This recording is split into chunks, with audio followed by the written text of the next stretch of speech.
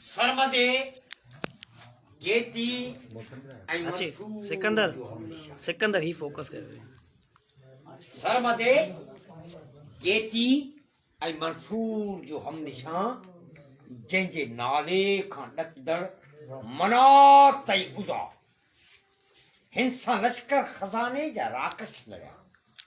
हिन चयो मूं ला काफ़ी आहे मुंहिंजो ख़ुदा। हिन ज़माने जी खोटी रवायत भॻी।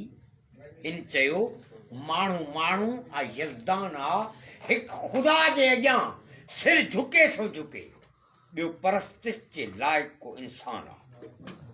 हिन जे ॾींहंनि में सफ़ेद पगड़ियूं हुयूं, अहले मनसब हुआ, अहले तक़वा हुआ, बुत परस्तनि सां अटकण जी जुरत न हुई, अहले मनसब हुआ, रिण जा जोधाब हुआ।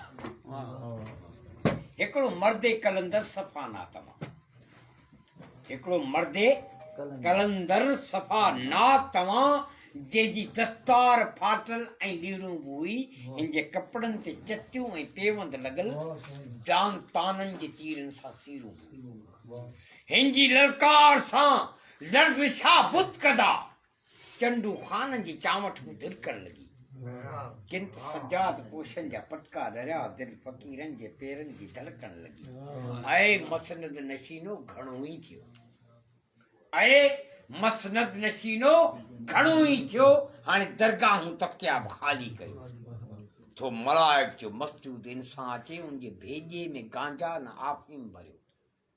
हिकिड़ो यसरब जी मिटीअ खे चुमंदड़ मलंग, हिकिड़ो यसरब जी मिटीअ खे चुमंदड़ मलंग तख्ता उखेड़े वियो ताहूत जा। क़ौम बेइज़्नी चयाई ज़मानो लुॾियो, क़ौम बेइज़्नी चयाई ज़मानो लुॾियो, जलवा हाणे किथे साॻे जबरूत जा। पोइ कारनि रिढिन जो कटक छा वरियो, पंहिंजे वाड़नि वथाणनि ते धाड़ा लॻा। सिंध तुंहिंजी लुटल सींध लुट बि रही, हू जलियो ठठो, हू कलाची बि वई, हू तमाची जे तरतां मुहाणा तड़िया, पोइ त आमीअ ई फापीअ जी मैयत थी।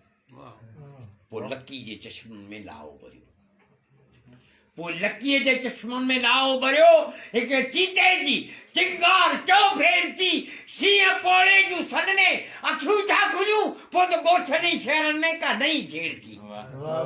मक्तलनि जी भितियुनि ते पढ़ी थो त पढ़, ॿी शहीदनि जे रत जी कहाणी ना। हिकु बिलावल हो घाणे में कटिजी वियो, हिकिड़ो सैयद आहे जंहिंजी पुॼाणी न आ, ऐं ज़माना असांजो कबीलो कोठई खून आशिक में, लेकिन हरारत न आ।